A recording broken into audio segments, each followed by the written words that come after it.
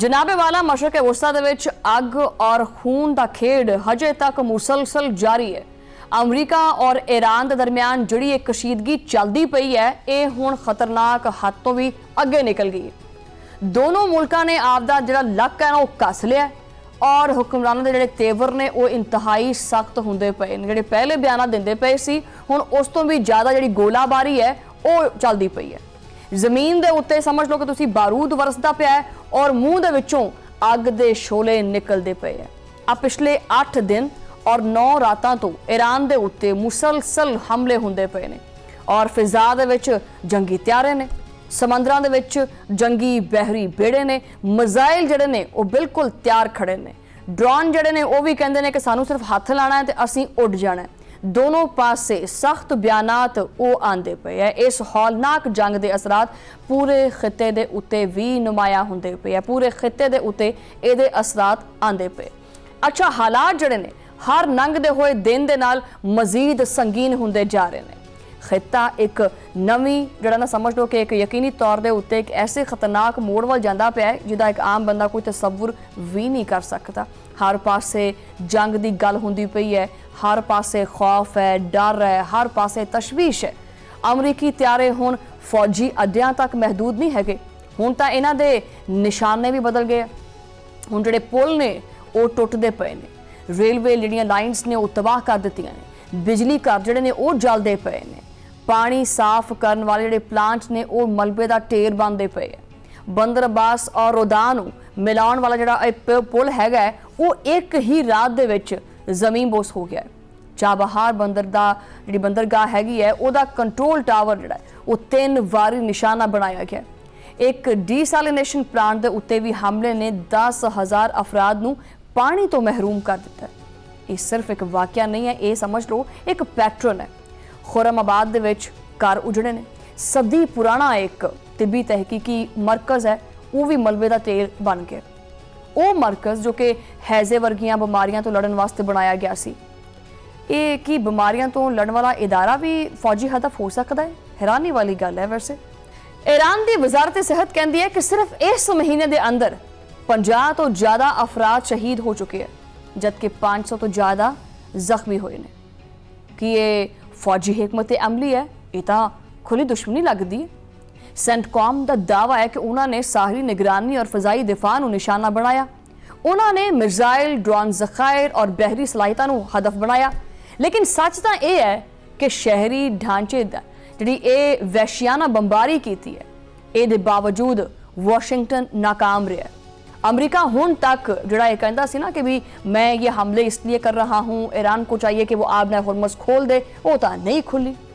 अमरीका हुण तक आबना हुरमस खुलवाने दे विच बुरी तरह नाकाम रहा। सदर ट्रंप का लहजा बहुत सख्त हो गया और उन्होंने नालों नाल ये चीज़ वाजे कर दी है कि ईरान नूं किसी भी सूरत असीं ए जड़ा जोहरी हथियार है ना ये नहीं बनाण देना।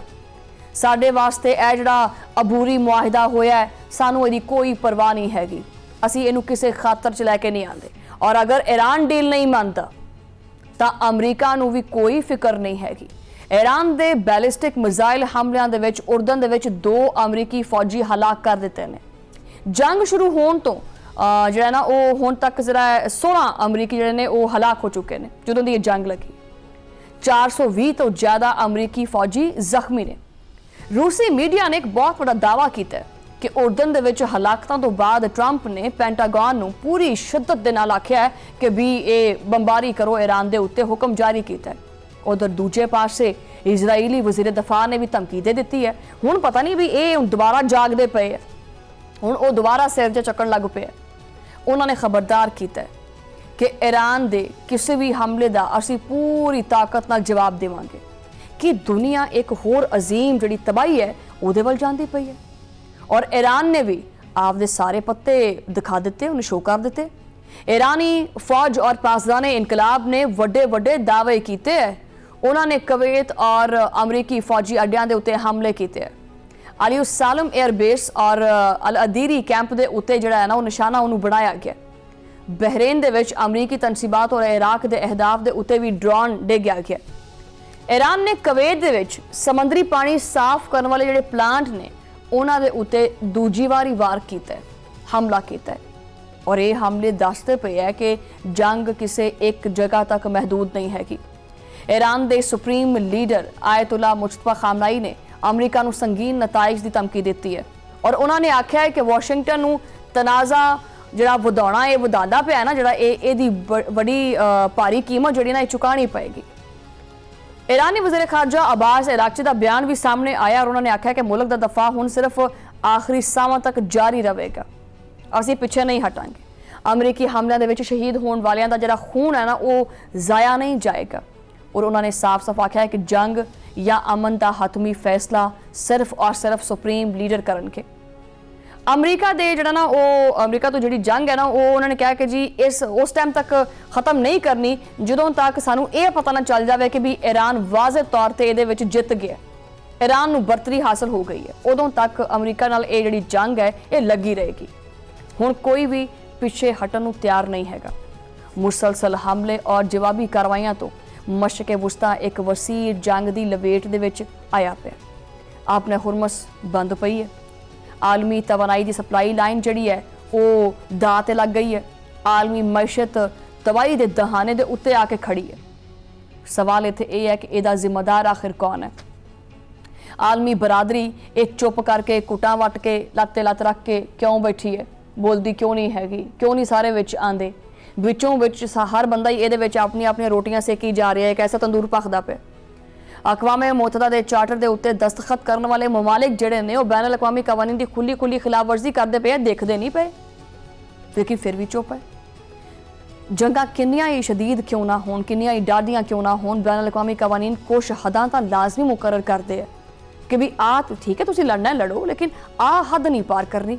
आम शहरी हस्पताल और स्कूलों को जो तहफुज देना होंगे, उन्होंने तहफुज हासिल होंगे। इबादत गाहां हो गई, बिजली घर हो गए, पानी की जी फ्राहमी है वो निज़ाम के उत्ते हमला किया जा सकता है? बिल्कुल नहीं। अकवामे मुत्तहदा के चार्टर 1949 के जनीवा कन्वेंशन और बैन अवी इंसानी कानून का यही तकाज है।